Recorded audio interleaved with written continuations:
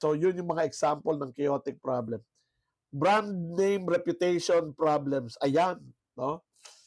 Minsan may biglang sasabog sa social media, no, na problema na ikasisira ng name, yung pangalan ng iyong kumpanya. Is an example of a chaotic problem na hindi mo na, sino may kasalanan yan? Bakit nangyari yan? Hindi, ang isipin mo ngayon is how do we fix this right now, no?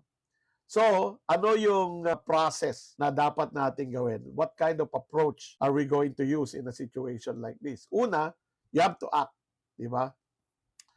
Take immediate action to contain the situation and prevent further damage or disruption. Once the immediate crisis is under control, assess the situation to understand what happened. So, now you can do whatever you want to do. Root cause analysis ba? Investigation ba? Ano bang gagawin mo? Try to understand the problem. And then, you respond. Okay? How? You implement measures to stabilize the situation and prevent recurrence. So, ito na yung how do we prevent this from happening? And then, you respond and then you communicate. No? Keep all stakeholders informed throughout the process and provide clear instructions or updates.